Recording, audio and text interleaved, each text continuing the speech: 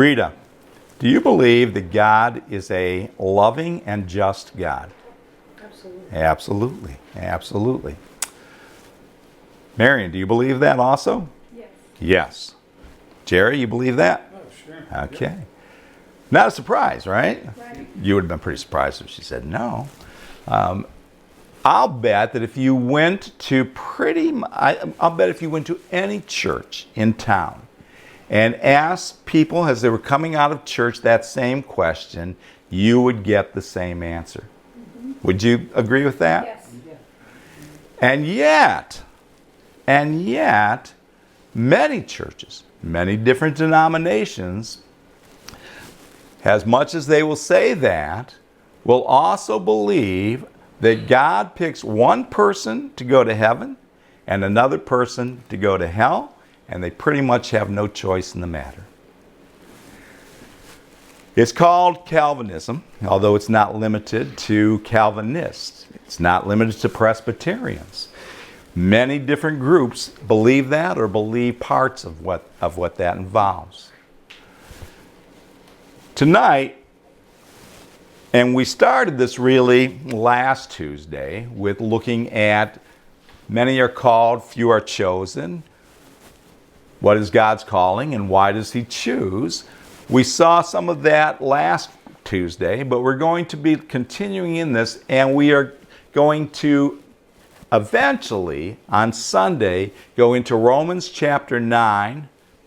That section begins with chapter 9 and goes through chapter 11 that really deals with this whole doctrine of predestination, of who are the elect. What does it mean when it says things like, Jacob have I loved, but Esau have I hated? All of these different difficult passages, these difficult scriptures in that section, to really understand it, to understand that section of Romans, and to understand really what the Bible says on this topic. This evening, we're going to cover a record from Genesis.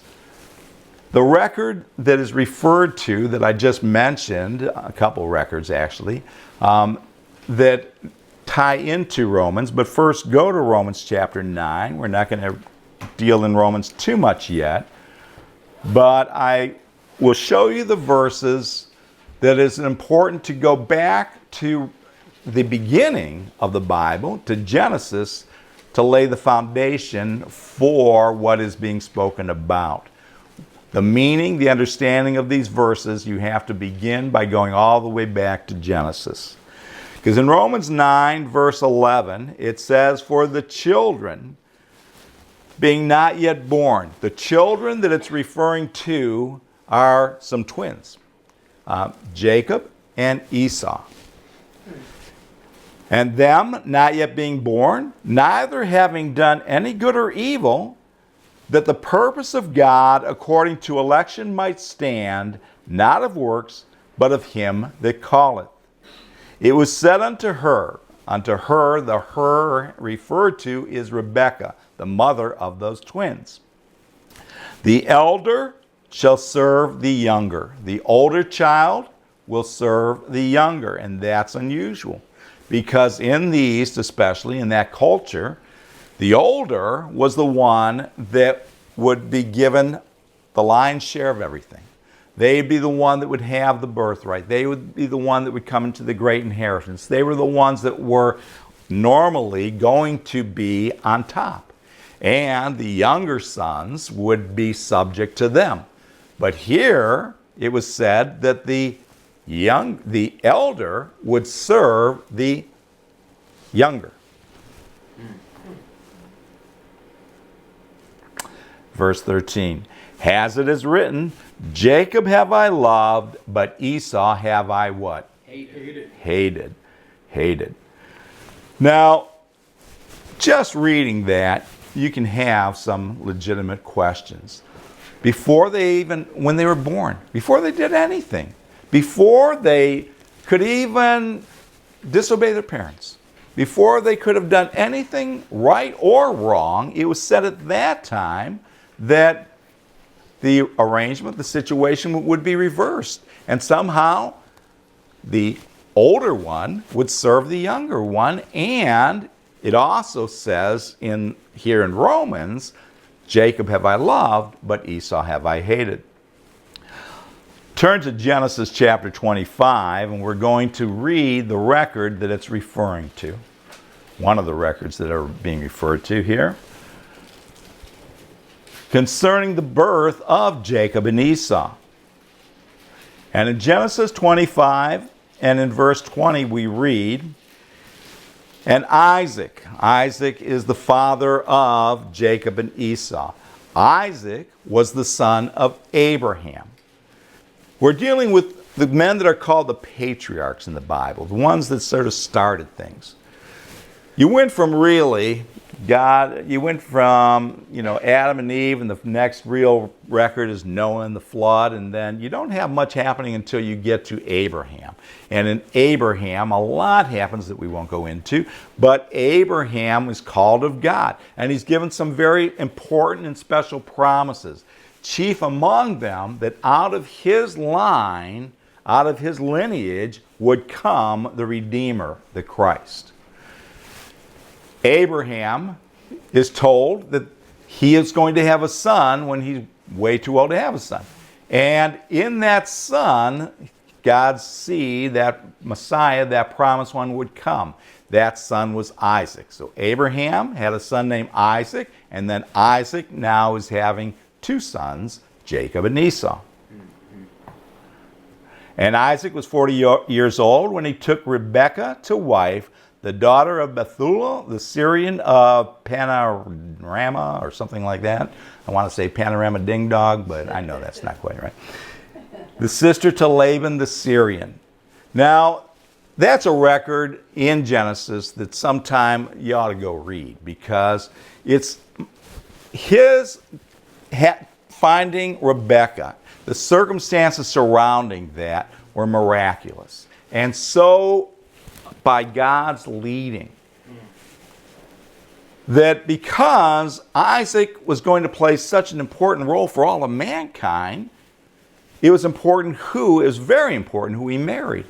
And God does all this stuff so that he finds Rebekah. And Rebekah is such a unique, special, and wonderful woman. And that's important to know as we get into this record. Verse 21. And Isaac entreated the Lord for his wife. Isaac prayed for his wife because she was barren. Because after the marriage, she just can't, for some reason, have any children. And the Lord was entreated of him, and Rebekah, his wife, conceived.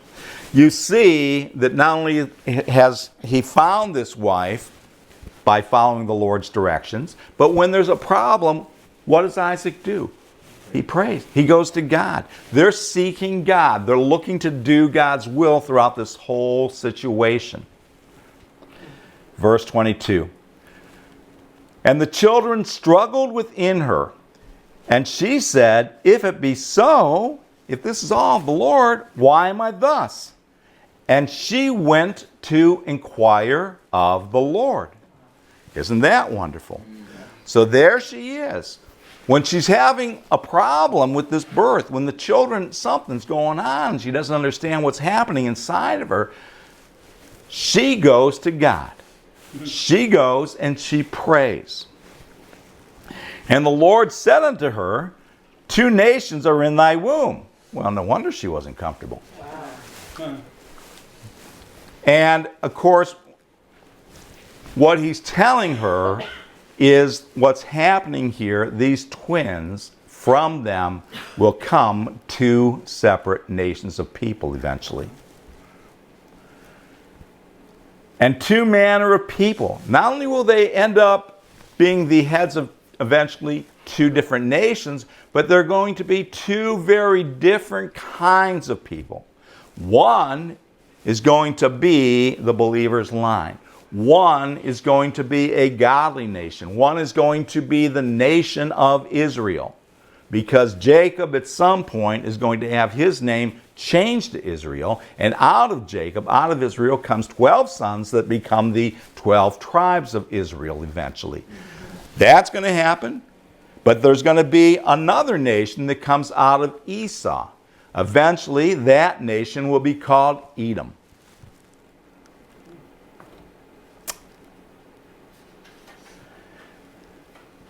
Two manner of people should be separated from thy bowels, and the one people shall be stronger than the other people, and the elder shall serve the younger. This is where this is quoted from. So this is quoted, this is said, as we're looking at the record here, this is said by God to whom? Rebekah. God is telling Rebekah these words. Notice it doesn't say here in this context, Jacob have I loved, but Esau have I hated. That's not here in the record in Genesis. It's said in the Old Testament, but it's not said until the very last book of the Old Testament, Malachi. And we'll get to that eventually, not tonight. What God tells Rebekah, he's telling her through his foreknowledge. He's telling her through his foreknowledge. This is a prophecy to her. That there are going to be these two nations. And that the older son, the nation that comes from him, will be subject to the one that comes from the younger. The nation of Edom will end up eventually being subject to Israel, that nation. This is not God deciding and arbitrarily playing favorites here when he says this. It is a foretelling prophecy given to Rebekah. There are many other situations, many other times in the Old Testament where God will tell somebody something long, long before it happens. A good example of that is before the nation of Israel ever goes into the promised land. Before they even step foot in it, God tells Moses someday they're going to be taken captive out of it. And that's going to happen because of their idolatry. God tells them that way ahead of time. It's foretelling. It's prophecy by the foretelling type. But they had freedom of choice. Israel many times is warned. They're told many, many times over the course of their history to turn away from their idols, to return to God. At any time they could have done that, that was their choice, but God knew the choices they would make, and he knew that eventually that would result in the captivity. Here, when he tells about these two nations and them being two very different types, one a believing, the other one an unbelieving, God is not controlling that. He is simply knowledgeable ahead of time, foreknowledge that this is what's going to happen, and he tells Rebekah this because she's going to play a big role in the actual executing of all this. Verse 24. And when her days to be delivered were fulfilled, when she's going to have that baby, when she goes into labor, behold, there were twins in her womb. And the first came out red all over like a hairy garment. And they called his name Esau, which basically means red. And after that, his brother came out. So who's born first? Esau. And his brother came out, and his hand took hold on Esau's heel. And his name was called Jacob. And Isaac was 80 years old when she bare them. He was 60 years old. Isaac was 60 years old when this happened. So, when these twins are being born, Jacob grabs the heel like, hold on, buddy. I'm going to take your place. The name Jacob means supplanter.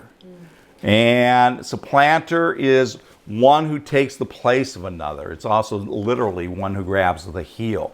Yeah, another one of the ways that I've seen in some lexicon that it could be understood has claim jumper. You know, like somebody stakes a claim and somebody else comes along and they throw their flag out and plant their own. Well, that's kind of what Jacob's going to end up doing here. Verse 27. And the boys grew, and Esau was a cunning hunter, a man of the field. And Jacob was a plain man living in tents. Now, plain man doesn't mean that he, was just kind of not very attractive. He's kind of plain-looking guy, or plain in the sense of simple. He was a man who lived on the plain, lived in tents, like a shepherd. And Esau, he was a hunter. Verse 28. And Isaac, the father, loved Esau because he did eat of his venison. What a good reason, right? He didn't love him because, man, this kid really loves God. This kid's such a wonderful. He loves the son because he loves venison. And Esau's a good hunter. But Rebekah loved Jacob. Rebekah loved Jacob because she remembered what God had told her about him. And Jacob sod pottage. That means he made some soup, some stew one day. And Esau came from the field, and he was faint. He was tired. He was worn out. He'd been out there hunting all day and hadn't found anything. And Esau said to Jacob, feed me, I pray thee, with that same red pottage, for I am faint. Therefore was his name called Edom. And Jacob said, sure, it won't cost you much. Just sell me your birthright. Sell me your birthright. Now, I've paid too much for a lot of meals, but I would never sell my birthright. I'd never sell all my inheritance, if I had any, to somebody just for a bowl of soup, would you? It doesn't say anywhere here that Edom had been out there and they had to carry him back because he was so weak and tired and just ready to die. But, Esau's acting that way and talking that way. And Esau said, behold, I am at the point to die, and what profit shall my birthright do to me? Can you imagine that? No. Can you imagine? There he is. He's being told, I'll give you this bowl of soup, but in exchange, you have to give me your birthright, your inheritance. Everything that is yours for being born first, you have to hand that over to me. Would you make that deal? No. No, I wouldn't. Verse 33. And Jacob said, swear to me this day, and he sware unto him, and he sold his birthright unto Jacob. Yeah, unbelievable, isn't it? Mm-hmm. He didn't have to. He wasn't forced to. He was a hunter. Not only that, but that family, it talks about, back when we talk about the grandfather, Abraham, that they had so much stuff, they had to split up from the rest of the family because there wasn't enough land to take care of all the sheep that were on it. Esau could have found any of his father's servants to go kill a goat, a kid, a sheep, and make a meal from it. But there he is, just being stupid and saying, sure, I'm hungry, I'll agree to anything. Verse 34. Then Jacob gave Esau bread and pottage of lentils, lentil soup. And he did eat and drink, and rose up and went his way. Thus Esau despised his birthright. That word despise means disesteemed. He made little of it. He thought nothing of all of his inheritance. He valued it like it was nothing and just willingly gave it away. Now, did Jacob drive a hard bargain here? Sure. But did Esau have to do it? No. So here's the place where then Jacob gets Esau's birthright. But not only does Jacob end up getting his birthright, but he also ends up getting the blessing of his father on his deathbed that was intended for Esau. That record is in Genesis 27. And we're not going to read all of it. I'll just kind of summarize some of it to you. But in Genesis 27, it talks about now, this is sometime later, and Isaac has gotten so old that he knows he's ready to die. His eyesight's gone, he's weak, and he knows he doesn't have much time. And there he is on his deathbed, and boy, he's just got a powerful hankering for some of that wonderful, tasty venison that Esau knows just not only how to hunt, but how to make it just the way he likes it. And so he sends him out, and he tells him to bring him some, and then after he does, that he, Jacob, will bless Esau. He will give him his blessing. Now, these blessings are a real big deal in the Old Testament. When the patriarchs gave their blessings, these were not just any old, like, bless you, son, you're wonderful. They were prophetic in themselves. The greatest example of it is later on, Jacob, when he gives all of his 12 sons their blessings. And the words that are spoken to each of them are incredible prophecies, especially the ones spoken to his son Judah. And in that deathbed blessings that he gives to Judah are some of the most incredible prophecies concerning the Messiah, the Lord Jesus Christ, and how he would come and how they would know he had come and so forth. So these blessings are really key, really important. So he sends them out there, and Rebekah, the mother, hears this. She hears that Isaac is sending Esau out there to get him a meal, and then he's going to give him his blessing. And she hatches a whole elaborate plan. She's the one that comes up with this plan. It's not Jacob that comes up with the plan. It's the mother, Rebekah, that comes up with this plan. And she does so because she knows how important this blessing is. And she does so because she remembers the prophecy. And she tells Jacob to go out and he watches over the goats, to go get a kid goat and to slaughter it and to bring it to her, and she'll cook it up, and she'll cook it in a way that her husband, Isaac, won't even recognize that it's not venison. She's going to make this really tasty, and she's going to do it in a way where, boy, it just tastes just like the venison. And that Jacob should go into Isaac and give him that food, and once he does, he will get the blessing intended for Esau, for the oldest. And Jacob says, no, I'll never get away with it. You know, he'll know. The minute he touches me, he'll know, because I'm smooth, but my brother's a hairy man. I said, that's okay. When you slaughter the goat, bring me the hair, and we'll paste it on your arms and your hands, and he'll never know the difference. So she comes up with this, and Jacob does exactly what she says. And when Jacob comes into Isaac, Isaac says, boy, how'd you do this so fast? I just said it already, just a short time afterwards, you're here. And Jacob says, well, God brought that deer right in front of me so I could shoot it. The Lord provided, and here's the food. Now, Isaac's not totally buying it yet, and so he calls Jacob closer so that he can feel his hands and his arms, and he feels like that. And he says to himself, well, the voice sounds like Jacob, but it sure feels like Esau. So he gives him the food, he gives him some wine, and then Isaac says, come closer so I can kiss you.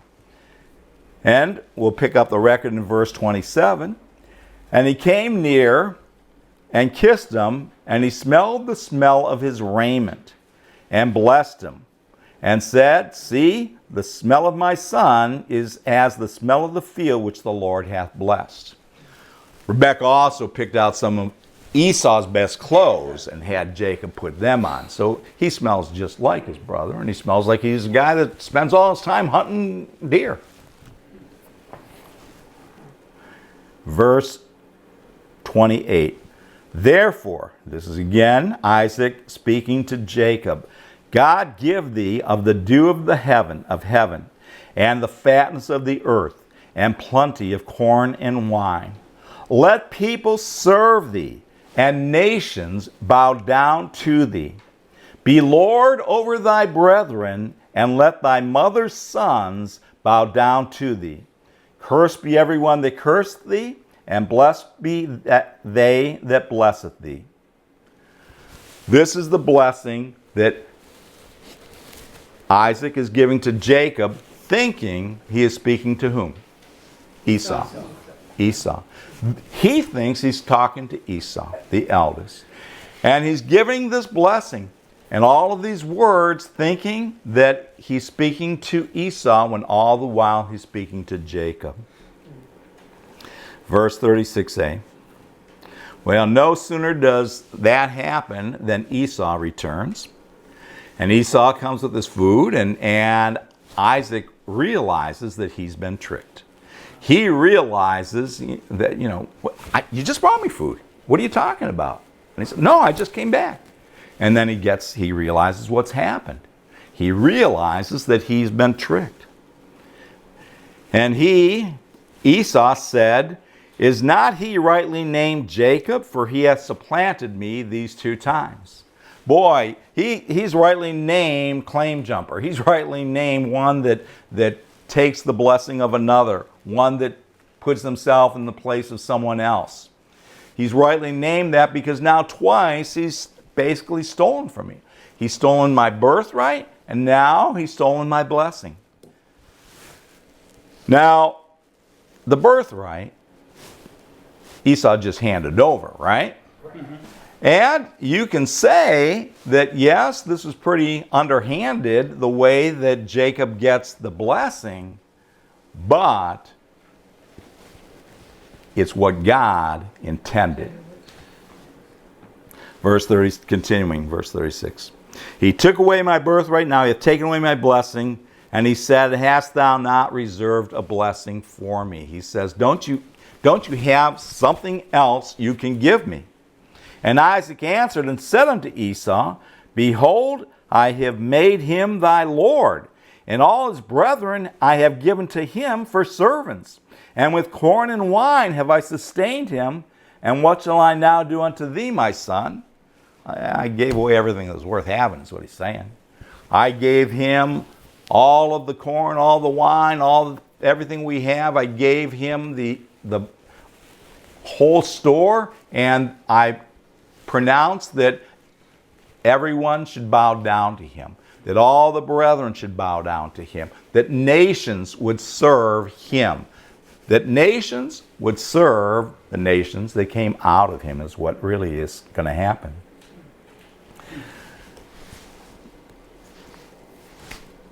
Now, it goes on to say, look at verse 41. And Esau hated Jacob because of the blessing wherewith his father blessed him. And Esau said in his heart, the days of mourning for my father are at hand, then will I slay my brother Jacob. My father's about to die. I won't do anything so long as he's living, but once he does die, well, then I'm going to kill my brother. Now, that doesn't happen. That doesn't happen. God doesn't make sure that it doesn't happen. But this is the start of the enmity between Jacob and Esau and their offspring, their progeny. And that animosity, that enmity will be in existence for the rest of the history of both of those nations. You read about it all throughout. Esau becomes the nation of Edom. Jacob becomes Israel. At the time that Israel comes out of Egypt, they want to pass through the land of Edom, but Edom refuses to do so and comes out in force against them, so they cannot. Edom and Israel become recurring enemies fighting numerous wars over their histories. Edom attacked Judah and took captives during the reign of Ahaz. And when Jerusalem finally fell, Edom, the nation of Edom, rejoiced and aided Judah's enemies, taking spoil, cutting off fugitives, and delivering survivors to the invaders. After the Babylonian period, the Edomites became known as Idumeans, and they occupied the territory in southern Judea. Herod the Great, the king who tried to kill Jesus Christ at the time that he was born by killing all the young children under the age of 2 throughout the land, he was an Idumean. So all of that played out exactly as the prophecy was. These blessings were prophecies. These were not just the wishes of a father for his children. These were words that were spoken by revelation. And because they are prophetic, they are also irrevocable. When Esau makes known that he has been tricked, Isaac doesn't say, well, that's not right. I didn't mean that for him. We'll call your brother back in here and we'll just change it around. I'll tell him that he had no right doing that and he doesn't get that blessing and that blessing is yours. He doesn't do that because he cannot do it. He cannot do that. Those blessings of a patriarch to his sons are irrevocable. Even if you know the record of Balaam when Israel comes out of Egypt and there's some king who wants to pay this guy Balaam, a prophet, to curse Israel, Balaam says, I'm happy to take the money, but I can only speak the words that God gives me to speak. And instead of cursing him like he wants, the king wants him to, he blesses them. And the king again and again says, what are you doing? And again, he says, I cannot curse who God has blessed. I can only speak the words that God gives me to speak. So when Isaac blesses Jacob, he thinks that he's talking to Esau, but God's not fooled, and God is the one giving him the words that he speaks. You get it? Mm-hmm. It's God who gives him the words to speak. That prophecy worked the same way as prophecy does now. It's operated by believing. It requires someone having the Spirit of God and God communicating to that Spirit and giving them the words to speak and them speaking it forth. And that's exactly what happens with those prophecies, with those blessings. Being prophecy, the words of Isaac's blessings were not preconceived or personal wishes. They were the words that God gave him to speak.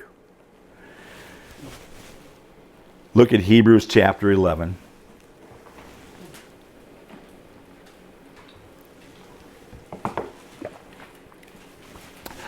A key verse of Scripture in the New Testament that corroborates, establishes what I've just told you. Hebrews 11, verse 20. By faith, by believing, Isaac blessed Jacob and Esau concerning things to come. How did he do it? By believing. By believing. By believing to operate that manifestation of prophecy, to speak those words that God wanted spoken. But it was by believing. That blessing was operated by believing in the Spirit of God, and that's why they were what they were.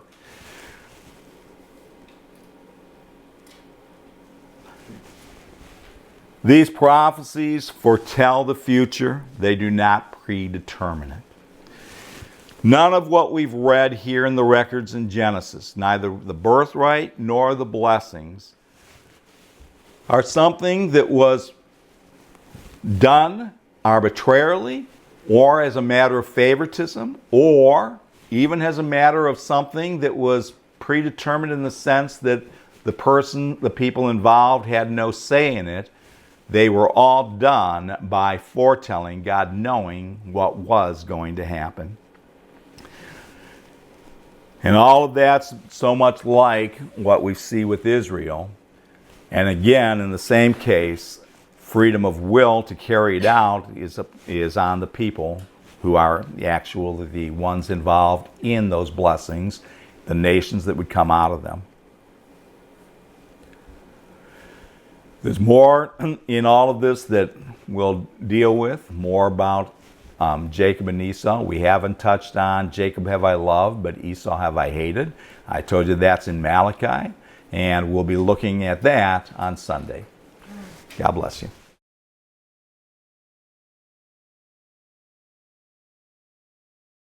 When we talk about the grandfather, Abraham, that they had so much stuff, they had to split up from the rest of the family because there wasn't enough land to take care of all the sheep that were on it. You know, Esau could have found any of his father's servants to go kill a goat, a kid, a sheep, and make a meal from it. But there he is, just being stupid and saying, sure, I'm hungry, I'll agree to anything. Verse 34. Then Jacob gave Esau bread and pottage of lentils, lentil soup. And he did eat and drink, and rose up and went his way. Thus Esau despised his birthright. That word despise means disesteemed. He made little of it. He thought nothing of all of his inheritance. He valued it like it was nothing and just willingly gave it away. Now, did Jacob drive a hard bargain here? Sure. But did Esau have to do it? No. So in this, here's the place where then Jacob gets Esau's birthright. But not only does Jacob end up getting his birthright, but he also ends up getting the blessing of his father on his deathbed that was intended for Esau. That record is in Genesis 27. And we're not going to read all of it. I'll just kind of summarize some of it to you. But in Genesis 27, it talks about now, this is sometime later, and Isaac has gotten so old that he knows he's ready to die. His eyesight's gone, he's weak, and he knows he doesn't have much time. And there he is on his deathbed, and boy, he's just got a powerful hankering for some of that wonderful, tasty venison that Esau knows just not only how to hunt, but how to make it just the way he likes it. And so he sends him out, and he tells him to bring him some, and then after he does, that he, Jacob, will bless Esau. He will give him his blessing. Now, these blessings are a real big deal in the Old Testament. When the patriarchs gave their blessings, these were not just any old, like, bless you, son, you're wonderful. They were prophetic in themselves. The greatest example of it is later on, Jacob, when he gives all of his 12 sons their blessings. And the words that are spoken to each of them are incredible prophecies, especially the ones spoken to his son Judah. And in that deathbed blessings that he gives to Judah are some of the most incredible prophecies concerning the Messiah, the Lord Jesus Christ, and how he would come and how they would know he had come and so forth. So these blessings are really key, really important.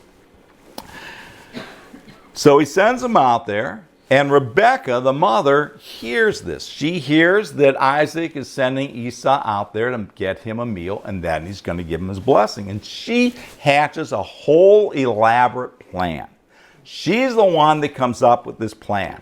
It's not Jacob that comes up with the plan. It's the mother, Rebekah, that comes up with this plan.